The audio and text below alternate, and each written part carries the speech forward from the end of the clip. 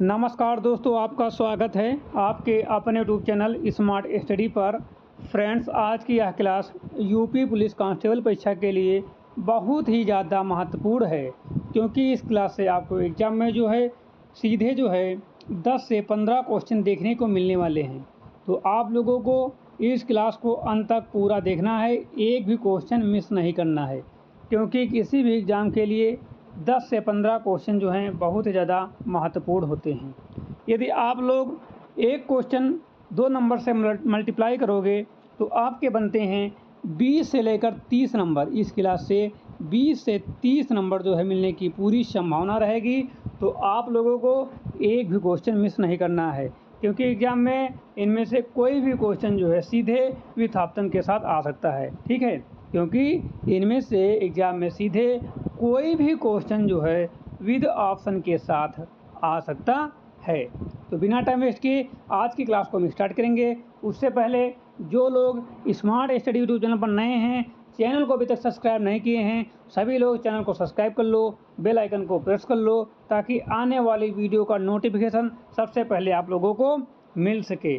जो लोग अभी तक स्मार्ट स्टडी के ऑफिशियल टेलीग्राम चैनल को ज्वाइन नहीं किए हैं, सभी लोग टेलीग्राम चैनल को ज्वाइन कर लो। टेलीग्राम चैनल की लिंक आपको डिस्क्रिप्शन बॉक्स में मिल जाएगी, वहां पर क्लिक करके आप लोग ज़रूर ज्वाइन होइए।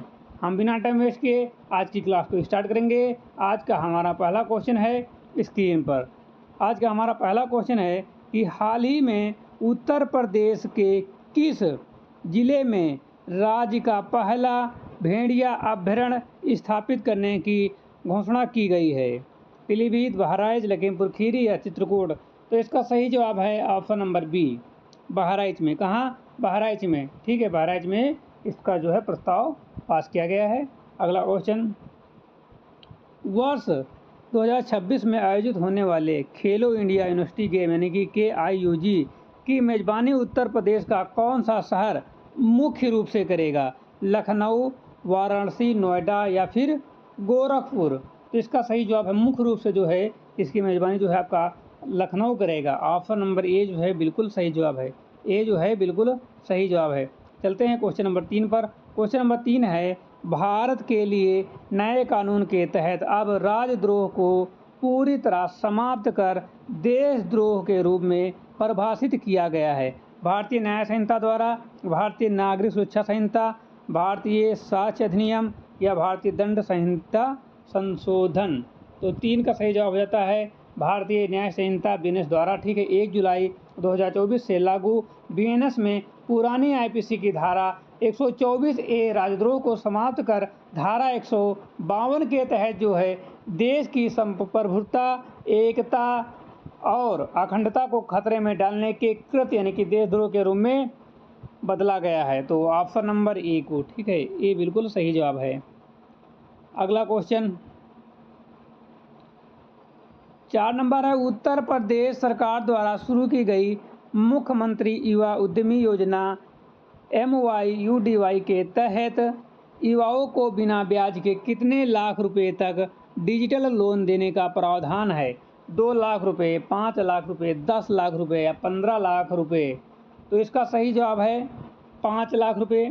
ठीक है, इस योजना के तहत पहले चरण में युवाओं को व्यवसाय शुरू करने के लिए 5 लाख रुपए तक का ब्याज मुफ्त ऋण पर दिया जा रहा है। तो ऑप्शन नंबर बी बिल्कुल सही जवाब है, 5 लाख रुपए। क्वेश्चन नंबर 5, हाल ही में चर्चा में रहा अमृत धरोहर क्षमता निर्माण योजना भारत के किस परिस्थिति तंत्र के संरक्षण से संबंधित है? तो ये जो संबंधित है रामसर स्थल यानी कि आर्द्रभूमि। ठीक है, बी बिल्कुल सही जवाब है। क्वेश्चन नंबर 6 पे चलेंगे। उत्तर प्रदेश का कौन सा एक्सप्रेसवे भारत का पहला सोलर एक्सप्रेसवे बनने जा रहा है? Ganga expressway, Purvanchal expressway, Bundelkhand expressway या यमुना एक्सप्रेसवे? तो आपका 6 का सही जवाब हो जाता है बुंदेलखंड एक्सप्रेसवे। यूपी सरकार इस एक्सप्रेसवे के किनारे जो है बड़े पैमाने पर सोलर पैनल लगाकर इसे देश का पहला सोलर एक्सप्रेसवे बना रही है। तो सी जो है सही जवाब हो जाता है।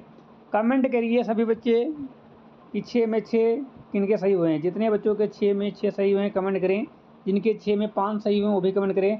जिनके 6 में 2 सही हुए हैं वो भी कमेंट करें। जिनके 6 में 1 सही हुआ वो भी कमेंट करें। जिनको 1 भी नहीं आ रहा वो भी कमेंट करें, क्योंकि हमें सभी बच्चों को साथ लेकर चलना है। हमको सभी बच्चों को साथ लेकर चलना है और सभी बच्चों को जो है एग्ज़ाम में बेहतर नंबर दिलाने हैं। ठीक है, तो सभी लोग कमेंट करो। हम जानेंगे कि हमारे बच्चे किस प्रकार से तैयारी कर रहे हैं, उसी हिसाब से आगे तैयारी कराई जाएगी। ठीक है, हालांकि हम लोग सभी बच्चों को ध्यान में रखते हुए क्लास तैयार करते हैं और एग्ज़ाम के लेवल के क्वेश्चन लेकर आते हैं। ठीक है, एग्ज़ाम के लेवल के क्वेश्चन लेकर आते हैं जो आपको सीधे एग्जाम में देखने को मिलने हैं। ठीक है, अगला क्वेश्चन, ग्लोबल इनोवेशन इंडेक्स में भारत को कौन सा स्थान प्राप्त हुआ है। ग्लोबल इनोवेशन इंडेक्स 2025 में भारत को कौन सा स्थान प्राप्त हुआ है। 39वां, 44वां, 42वां, 45वां। तो 7 का जो है सही जवाब हो जाता है 39वां स्थान जो है। भारत ने वैश्विक नवाचार सूचांक GII में लगातार सुधार करते हुए 39वां स्थान प्राप्त किया है। ऑप्शन नंबर ए जो है बिल्कुल सही जवाब है। ए जो है बिल्कुल सही जवाब है। अगला क्वेश्चन है, क्वेश्चन नंबर 8 है, निम्नलिखित में से कौन सी नदी उत्तर प्रदेश के मैदानी भाग से निकलती है और इसे गोमती की सहायक नदी के रूप में भी जाना जाता है। शई नदी, सोन नदी, के नदी या टोंस नदी। तो 8 का सही जवाब हो जाता है ऑप्शन नंबर ए, शई नदी। शई नदी ऑप्शन नंबर ए जो है बिल्कुल सही जवाब है। 9 नंबर है, कंप्यूटर विज्ञान के संदर्भ में क्वांटम सुपरमैक्सी शब्द का सबसे सही अर्थ क्या है। सही अर्थ सबसे क्या है, तो इसका सही अर्थ होता है पारंपरिक कंप्यूटर के लिए असंभव गणनाओं को क्वांटम कंप्यूटर द्वारा हल करना। बी वाला सही है।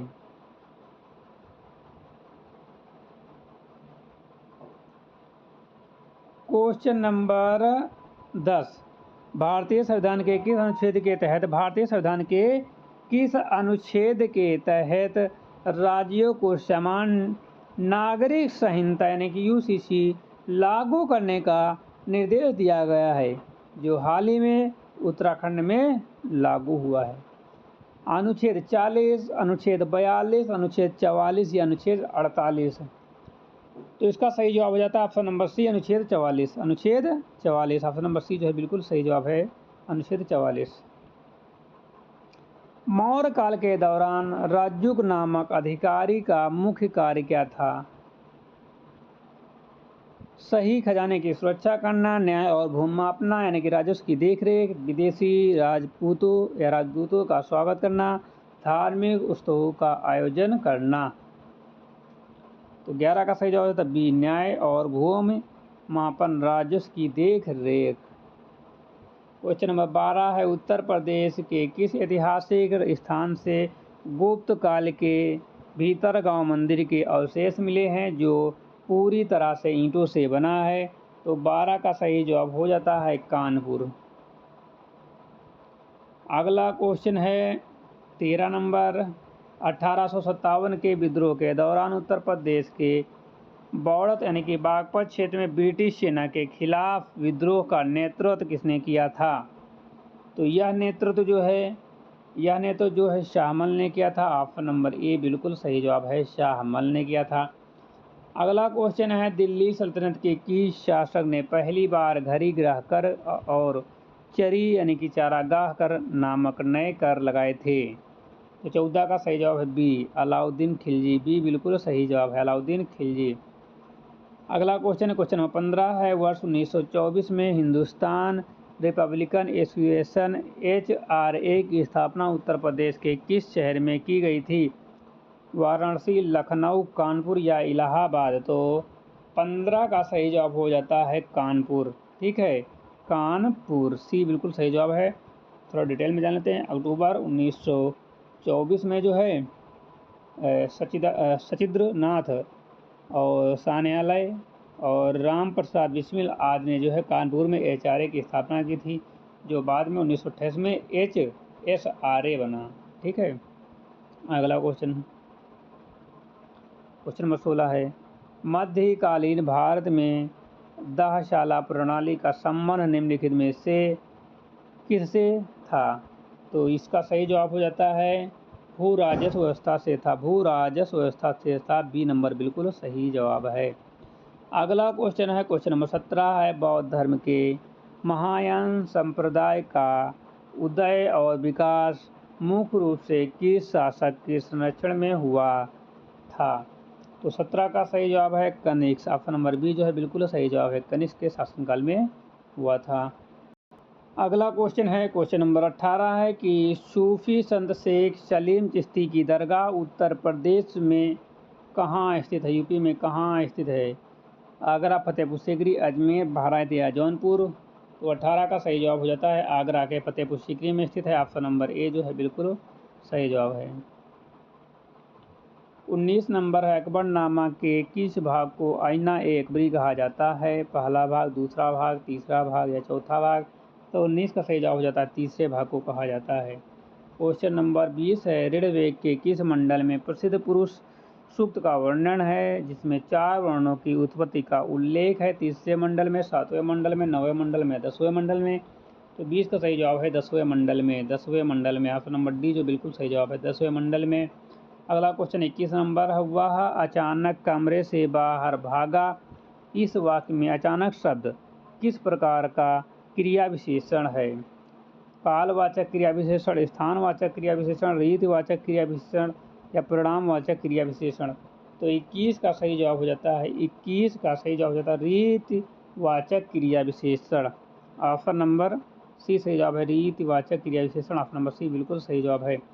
अगला क्वेश्चन है क्वेश्चन नंबर 22 है, निम्नलिखित में से उच्छ्वास शब्द का सही सन्निविच्छेद क्या होगा? निम्नलिखित में से उच्छ्वास शब्द का सही सन्निविच्छेद क्या होगा? उत प्लस श्वास, उच्च प्लस वास, उद प्लस श्वास या उत प्लस वास? तो 22 का सही जवाब हो जाता है ऑप्शन नंबर ए। 22 का सही जवाब हो जाता है ऑप्शन नंबर ए, उत प्लस श्वास। अगला क्वेश्चन है, जिसकी आशा ना की गई हो, इस वाक्यांश के लिए उपयुक्त शब्द क्या होगा? तो जिसकी आशा ना की गई हो उसके लिए अप्रत्याशित होता है। ठीक है, ऑप्शन नंबर आ प्रत्याशित होता है। ऑप्शन नंबर ए बिल्कुल सही जवाब हो जाता है। ठीक है, अगला क्वेश्चन 24 है, कृतघ्न शब्द का सही विलोम शब्द निम्नलिखित में से कौन सा है? दयालु, कृतज्ञ, परोपकारी या उदार? तो 24 का सही जवाब हो जाता है बी, कृतज्ञ। कृतज्ञ। अगला क्वेश्चन क्वेश्चन नंबर 25 है, पत्ता पेड़ से गिरा और नदी में बह गया। पत्ता पेड़ से गिरा और नदी में बह गया, इस वाक्य में क्रमशः कौन से कारक हैं? कारक कौन से हैं? पत्ता पेड़ से गिरा और नदी में बह गया, इस वाक्य में क्रमशः कौन सा कारक है? तो 25 का सही जवाब है अपादान कारक और अधिकरण कारक। पेड़ से गिरा यानी कि अलग होने के अर्थ में अपादान और नदी में स्थान या आधार के अर्थ में अधिकरण है। ठीक है, तो अपादान और अधिकरण कारक। ठीक है, अपादान और अधिकरण। अगला क्वेश्चन, निम्नलिखित में से कौन सा शब्द जो है तद्भव है? निम्नलिखित में से कौन सा शब्द जो है तद्भव है? कपाट, कूप, काज या कीटक? तो 26 का सही जवाब है काज। 26 का सही जवाब है काज। ऑप्शन नंबर सी जो है बिल्कुल सही जवाब है काज। ठीक है, अगला क्वेश्चन है, यथाशक्ति शब्द में कौन सा समास है? यथाशक्ति शब्द में कौन सा समास है? तत्पुरुष समास, द्विग समास, अविभाव समास या बहुब्रीहि समास? यथाशक्ति शब्द में कौन सा समास है? 127 का सही जवाब है ऑप्शन नंबर सी, अविभाव समास है। अविभाव समास ऑप्शन नंबर सी जो बिल्कुल सही जवाब है। अगला क्वेश्चन है कि माधुरी अत्यंत सुंदर गाती है, इस वाक्य में अत्यंत शब्द व्याकरण की दृष्टि से क्या है? विशेषण, प्रविशेषण, क्रिया विशेषण या संज्ञा? माधुरी अत्यंत सुंदर गाती है, इस वाक्य में अत्यंत शब्द का व्याकरण की दृष्टि से क्या है? तो व्याकरण की दृष्टि से जो है प्रविशेषण होगा। ठीक है, अच्छा प्रविशेषण क्या होता है? जो शब्द विशेषण की भी विशेषता बताते हैं उन्हें प्रविशेषण कहते हैं। यहाँ सुंदर विशेषण है और अत्यंत उसकी विशेषता बता रहा है, तो प्रविशेषण हो जाएगा। ठीक है, तारिण और तरणी तरण और तरणीय शब्द युग्म का सही भेद क्या है? सूर्य और नाव, नाव और सूर्य, युवती और नर्मदा, किनारा और लहर। तो 29 का सही जवाब हो जाता है, 29 का हो जाता है सूर्य और नाव। क्या हो जाता है? सूर्य और नाव, ए हो जाता है। ठीक है, ए बिल्कुल सही जवाब हो जाता है। सूर्य और नाव जो है तरण और तरणीय शब्द युग्म का सही जो है अर्थ होता है सूर्य और नाव। थोड़ा डिटेल दे देखो, छोटी ई की मात्रा वाली तरणीय का अर्थ होता है सूर्य, तो इसमें छोटी ई की मात्रा लगी है तो इसका हो जाता है सूर्य। इसमें बड़ी की मात्रा है और जो बड़ी की मात्रा वाला होता है उसको में जो होता है तरणीय का अर्थ होता है नाव। ठीक है, क्या होता है? नाव। तो ये बिल्कुल सही जवाब है। अगला क्वेश्चन है, अंगूठा दिखाना मुहावरे का सही और सटीक अर्थ क्या है? अंगूठा दिखाना मुहावरे का सही और सटीक अर्थ क्या है? मदद करने से साफ मना करना, चिढ़ाना या मजाक उड़ाना, वीरता का प्रदर्शन करना, अंगूठे में चोट लगना। अंगूठा दिखाना मुहावरे का सही और सटीक अर्थ क्या है? तो 30 का सही जवाब है मदद करने से साफ मना करना। ऐसे एन वक्त पर किसी काम के लिए इनकार कर देना अंगूठा दिखाना कहलाता है। ठीक है, एन वक्त मेन यानी कि मेन वक्त पे, मेन टाइम पे, जिस टाइम पे आपको ज़रूरत होगी उसी टाइम पे जो है बंदा यदि कोई आपको मना कर रहा है, नज़रअंदाज कर रहा है, इनकार कर रहा है, तो उसको बोलते हैं अंगूठा दिखाना। क्या बोलते हैं? अंगूठा दिखाना, यानी कि मदद करने से साफ मना करना, मदद करने से साफ मना करना। ऑप्शन नंबर ए जो है बिल्कुल सही जवाब है। ठीक है, तो आज की क्लास को हम यहीं पे विराम देंगे। इस क्लास में हमने आपको पूरे 30 क्वेश्चन कराए हैं और हमने हर एक टॉपिक कवर करने की कोशिश की है। ठीक है, आगे की क्लासों में जो है हम रीजनिंग मैथ के क्वेश्चन भी अच्छे लाएंगे जो कि आपको सीधे एग्जाम में देखने को मिलेंगे। ठीक है, बाकी हमने इसमें हर टॉपिक कवर कर दिया। रीजनिंग और मैथ के क्वेश्चन जो है इस क्लास में नहीं लाए हैं, और कभी कभी हम रीजनिंग मैथ की क्लास लाते हैं, किसी क्लास में जो है रीजनिंग और मैथ के क्वेश्चन भी होते हैं। तो ऐसा नहीं है आज की क्लास में नहीं लिए हैं, हम अगली क्लास में कोशिश करेंगे, पूरी कोशिश करेंगे कि जो है मैथ और रीजनिंग के क्वेश्चन लाए जाएँ, ताकि बच्चों के जो है पूरे 300 की तैयारी कराई जाए। ठीक है, बहुत कम समय बचा है, उस समय में हम लोग आपकी पूरी तैयारी करेंगे, आपके एग्जाम का पूरा ध्यान रखेंगे। ठीक है, तो मिलते हैं नई क्लास के साथ, तब तक के लिए जय हिंद।